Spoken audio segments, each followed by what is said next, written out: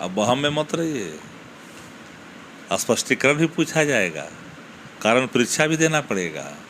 ऐसे नहीं होता है। लेकिन हमने पूरे बिहार के लोगों को, उप मुख्यमंत्री और स्वास्थ्य मंत्री तेजस्वी जी ने यह संदेश भी दिया है और लोगों को अपने कर्तव्यों का बोध भी कराया है। प्रतिष्ठित अस्पताल पीएमसीएच भारतीय जनता पार्टी के कोटे में था लंबे वर्षों तक। इन लोगों ने जो हालात बना के रखी थी, कई बार मुख्यमंत्री जी सचेत भी किए थे। तत्काल उन्होंने बैठक बुलाई, सारे सुपरिटेंडेंट का, सारे सीएस का, सारे मेडिकल ऑफिसर्स का, सारे हेल्थ मैनेजरों का, ताकि ये बात एक बार चल जानी चाहिए। और पर्याप्त समय 60 दिन चीज़ों को सुधारने का, पटरी पर लाने के लिए 60 दिन का समय दिया। हेल्प डेस्क के संदर्भ में उन्होंने कहा, जिला अस्पतालों को सशक्त करने के लिए कहा, उपकरण जो वहाँ लगे उसका इस्तेमाल हो, अगर कोई दिक्कतें हैं तो उस पर बहाल हो। लेकिन इस धरती पर कोई ये नहीं कह सकता कि हम कानून बना दिया है तो कानून कोई नहीं तोड़ेगा। कोई कानून तोड़ेगा तो कार्रवाई होगी।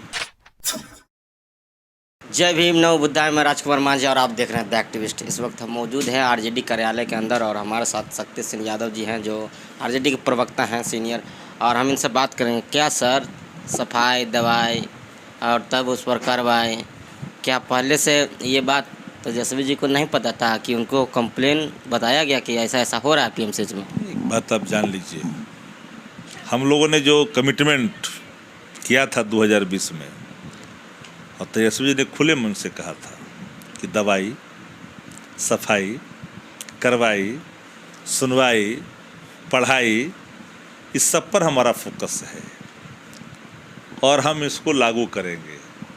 विभाग संभालने के बाद सफाई को भी देखा, दवाई को भी देखा, कार्रवाई भी करने का आदेश दिया और लोगों की बात को भी सुना, सुनवाई भी की। तो जो कमिटमेंट आदरणीय उप मुख्यमंत्री तेजस्वी यादव जी ने की है, बिंदुवार तरीके से हर उन बातों पर अमल करते हुए एक्ट कर रहे हैं। जरा कल्पना करिए कि बिहार का प्रतिष्ठित अस्पताल पीएमसीएच भारतीय जनता पार्टी के कोटे में था लंबे वर्षों तक। इन लोगों ने जो हालात बना के रखी थी, कई बार मुख्यमंत्री जी सचेत भी किए थे। तो सवाल उठता है कि जब सरकार पैसा खर्च करे, सरकार दवा की आपूर्ति करे और मजलूमों तक, गरीबों तक, पीड़ितों तक, वंचितों तक, पीड़ितों तक अगर लाभ नहीं पहुँचे तो फिर सरकारी कार्यक्रम का क्या मतलब? सरकार वेलफेयर स्कीम चलाती है, जो गरीब चिकित्सा के लिए अस्पताल पहुँचते हैं उनको सही चिकित्सा न मिले, उनके साथ सलूक अच्छा ना हो, स्वच्छ उनको पानी न मिले, स्वच्छ उनको शौचालय न मिले, समय पर दवा न मिले, समय पर उनको चिकित्सा न हो, तो फिर आखिर इतना बड़ा महकमा जो पैसा खर्च करती है राज्य के कल्याण के लिए, रोगी कल्याण के लिए, तो आखिर उसका क्या मतलब है? उन्होंने कहा कि करप्शन नहीं होनी चाहिए। उन्होंने कहा हम बर्दाश्त नहीं करेंगे। हर कोई अपने कर्तव्यों का निर्वहन करिए। जिनको कर्तव्य जो निहित है, जिनको जो मिला हुआ दायित्व है, वो दायित्वों को बिल्कुल अपना निर्वहन करें। तो आप जान लीजिए कि जब वो गए और जा कर के अपनी आँखों से देखे तो रूबरू हुए। तत्काल उन्होंने बैठक बुलाई, सारे सुपरिटेंडेंट का, सारे सीएस का, सारे मेडिकल ऑफिसर्स का, सारे हेल्थ मैनेजरों का, ताकि ये बात एक बार चल जानी चाहिए। और पर्याप्त समय 60 दिन चीज़ों को सुधारने का, पटरी पर लाने के लिए 60 दिन का समय दिया। हेल्प डेस्क के संदर्भ में उन्होंने कहा, जिला अस्पतालों को सशक्त करने के लिए कहा, उपकरण जो वहाँ लगे उसका इस्तेमाल हो, अगर कोई दिक्कतें हैं तो उस पर बहाल हो, और एक बोर्ड गठित हो जिला स्तर पर, ताकि अगर किसी मरीज को आप रेफ़र कर रहे हैं तो कौज के साथ रेफ़र करें।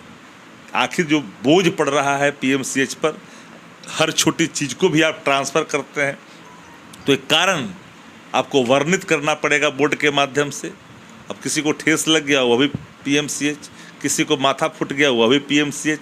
जो चीज़ें जिला में हल हो सकता समस्या उसको पीएमसीएच कैसे भेज रहे हैं।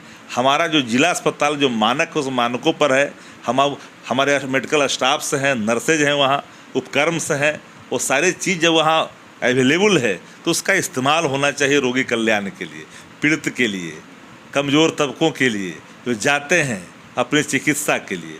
तो उस दिशा में तेजस्वी जी ने एक बड़ा लक्ष्य निर्धारित की है, एक रेखा खींची है और सबको साफ संदेश दिया है कि जो हमसे चाहिए सहयोग हम देने के लिए तैयार हैं, लेकिन जो ड्यूटी आपकी है वो ड्यूटी आपको निभानी पड़ेगी। अच्छा सर, इससे पहले भी स्वास्थ्य मंत्री लालू प्रसाद यादव जी के बड़े बेटे बने थे तेज प्रताप यादव जी, उन्होंने ऐसा काम कभी नहीं किया कि 12 बजे रात को जाते थे, इस चीज़ को नहीं देखा। क्या वो गरीबों के नेता नहीं थे? नहीं, कंपेरिजन किसी से नहीं की जानी चाहिए। सवाल उठता है कि जो सवाल 2020 में स्थापित की थी माननीय उप मुख्यमंत्री तेजस्वी प्रसाद यादव जी, आदरणीय मुख्यमंत्री नीतीश कुमार जी के नेतृत्व में सरकार गठित हुई है और उनके नेतृत्व में बेहतर स्वास्थ्य सेवा कैसे हो, नीतीश जी के नेतृत्व में तेजस्वी जी इस चीज़ को स्थापित कैसे करें, यह संकल्प है और यह टास्क भी है और एक चुनौती भी है। इस सब का सामना करते हुए हम रोगी कल्याण के लिए मजलूमों की आवाज़ बन करके हम उन तक कैसे पहुंचाए, सुविधा जो सरकारी है अस्पताल की सुविधा, इस पर काम करनी है। अच्छा सर, ये बताइए तो वहाँ पर आपको जब साफ साफ तेजस्वी जी ने पकड़ लिया कि डॉक्टर जिनको ड्यूटी पे रहना चाहिए डॉक्टर गायब हैं, बहुत सारे बेड गायब हैं, तो वहाँ पर भ्रष्टाचारी लोग तो साफा पकड़ाए थे, दवा भी नहीं था, बेड भी नहीं था, सब कुछ जब पकड़ा था तो 60 दिनों का वक्त क्यों दिया गया? एक मौका, जो चीज़ें कोई अगर गड़बड़ा दिया है तो एक बार तो मौका देना चाहिए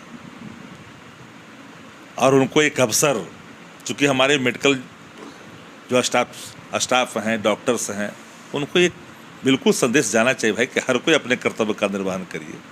ये कर्तव्य तो सर बहुत दिन जब से उनकी नौकरी लगी हुई है तब से ही ये काम कर रहे हैं, यानी भ्रष्ट में सब निपटे हुए हैं, फिर भी आप भी तो उनको बढ़ावा दे रहे हैं 60 दिनों का मोहलत देकर कार्रवाई ना करके। नहीं, सवाल जो सामने आया, कारण परीक्षा भी हो रही है, अब वहम में मत रहिए, स्पष्टीकरण भी पूछा जाएगा, कारण परीक्षा भी देना पड़ेगा, ऐसे नहीं होता है।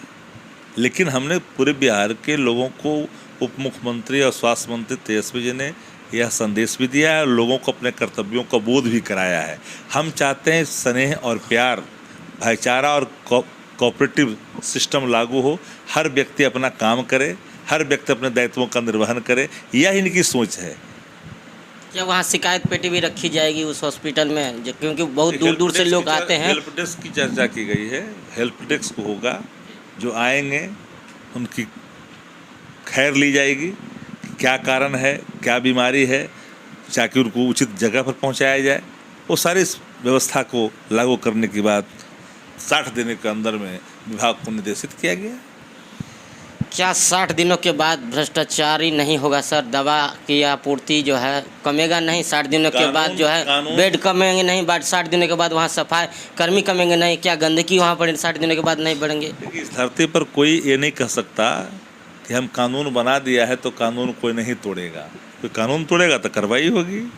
मानक तो तय कर दी गई है, उस रेखा तो खींच दी गई है, उस रेखा लक्ष्मण रेखा को पार करेंगे तो कार्रवाई अपेक्षित होगा। कौन सी कार्रवाई होगी सर? फिर से डेट दिया जाएगा, कितना दिन का समय देते हैं, या डायरेक्ट कार्रवाई होगी? आप तेजस्वी जी के मियाज को समझिए, उप मुख्यमंत्री जी के उनके संदेश को समझिए। सबको एक बार मौका मिलनी चाहिए। नया बिहार कैसे आगे बढ़े, कैसे हम चीज़ों को इतना खर्च कर रहे हैं, सरकार कर रही है, सही जगह पर जाना चाहिए जो चीज़ों को। तो एक बार तो आपको अवसर देने होंगे, वो अवसर दिया गया है। कल कोई नहीं कहेगा कि आपने चीज़ों को मौका नहीं दिया, मौका मिला है। चलिए, शक्ति सिंह जी का साफ कहना है कि 60 दिनों का वक्त दिया गया है सभी पदाधिकारियों को, जितना भी उनका गलतियां हैं सभी अपना गलतियां सुधार लें, अन्यथा तो सफाई, दवाई और सुनवाई, उसके बाद कार्रवाई की जाएगी और किसी को बख्शा नहीं जाएगा। क्या प्रतिक्रिया है कमेंट बॉक्स में बताइएगा। अगर ये वीडियो आप फेसबुक पे देखते हैं तो लाइक कीजिए, यूट्यूब पे देखते हैं तो सब्सक्राइब कीजिए। धन्यवाद।